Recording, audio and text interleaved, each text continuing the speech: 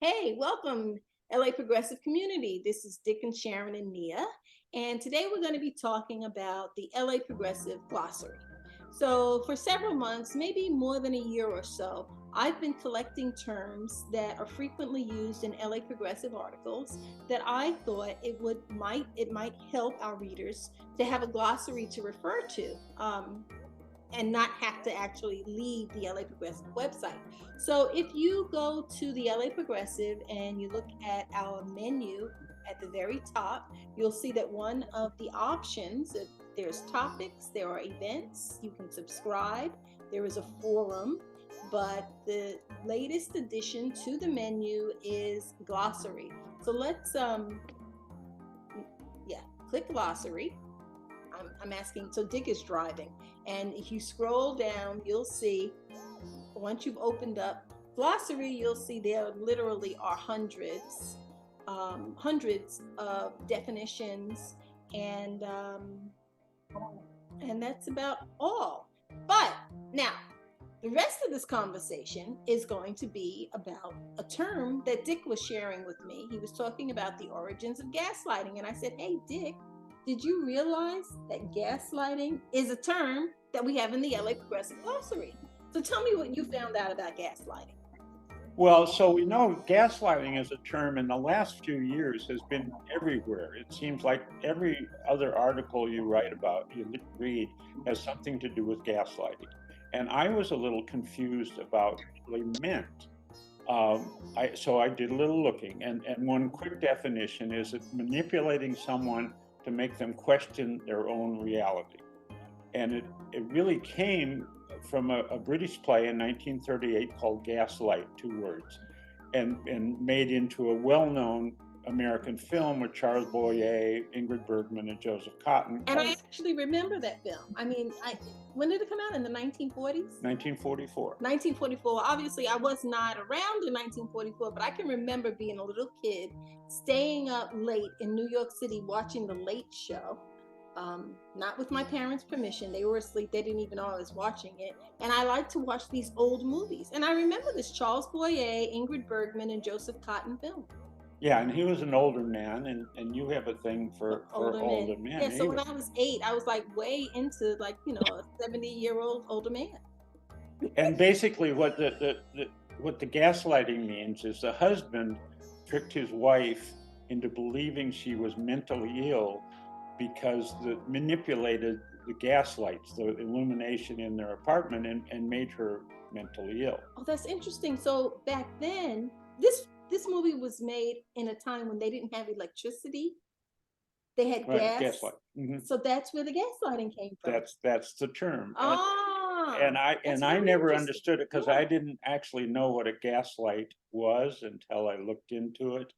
Now, in more current use, it's moved from making somebody absolutely mentally ill just into making them question their reality. Right. Do you have any experience with this, Nia? Unfortunately, I do. I've had the unsavory experience of an abusive partner in a past relationship, and one of the tactics that he used was gaslighting. At the time, I didn't know what it was, and I didn't fully understand what was happening. But like my dad Dick said, gaslighting has become a much more popularized term lately, as a way to describe, typically, not always, not only, but typically, the male behavior of minimizing and reducing whoever they're talking to, in my case, me, a woman, my thoughts, my opinions, my reality, my experiences on life. So I would say, talk about something about my day. I was in college at the time, so something about going on with one of my classmates and my reaction to it, and his response was something along the lines of, well, that's just you. Like you're thinking of it a certain way. Like you're thinking of it the wrong way. Like you're wrong in your opinion of it. And I think like that in and of itself, if that was the only situation, I wouldn't label it as abusive. But when that's repeated in multiple situations, again and again, again and again, over the course of years, it starts to mess with you. It makes you rethink what you're thinking, makes you second guess even speaking in general, because you just feel like you have no clue what you're thinking, what you're talking about. You're not in control of your own thoughts. So why even share them at a certain point? And I think there's been a lot of pushback from so much, people saying, oh, you're gaslighting, you're gaslighting, you're gaslighting. And there's been a lot of pushback of, well, are people actually gaslighting? And there's been a lot of articles recently about talking about gaslighting being used in the wrong context. Mostly if someone just disagrees with someone, the person who's being disagreed with will say, oh, you're gaslighting me. It's like, no, they're just have a different opinion. That's not gaslighting in and of itself.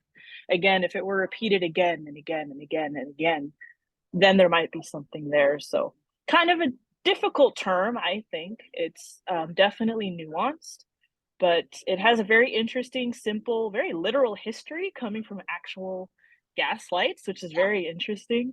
Gaslight as opposed to electric light. Yeah. Can you imagine if that, you're electric lighting me. Doesn't roll off the tongue. So let me share what we have in the LA Progressive. In our glossary, it says gaslighting, a term used to characterize a specific type of manipulation where the manipulator tries to get someone or a group of people to question their own reality, memory, or perceptions. A form of abuse that involves a person or group of people who intentionally attempt to cause others to doubt their sanity. So intention is an element of the definition that makes it just all the more diabolic.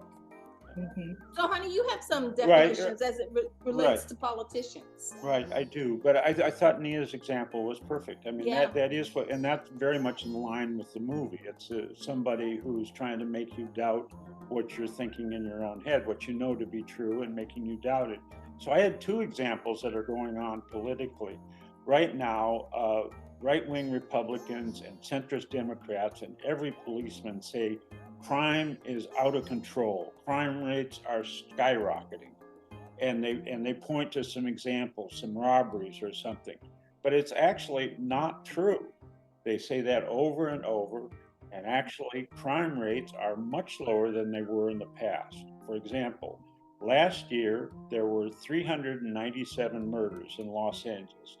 That's terrible, 397. In the 1990s, every year, there was more than 1,000. So actually, crime rates are way down.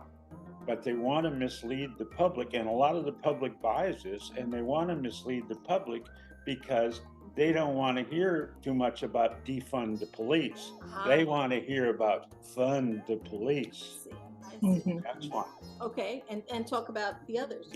So the other one is the Republicans are gaslighting us with the ideas that our elections are being stolen.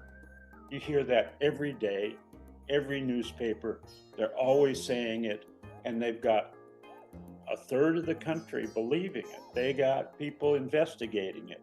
And yet when they actually investigate voter fraud and election stealing, nothing's there. It's just a campaign to make you believe what isn't true. Wow. Now that's really interesting. Well, anyway, so this is not going to be a lengthy video. It's very short, but we do want to encourage you guys, anybody that sees this video and anyone who reads the LA Progressive, in the comments section, why don't you can check out our glossary.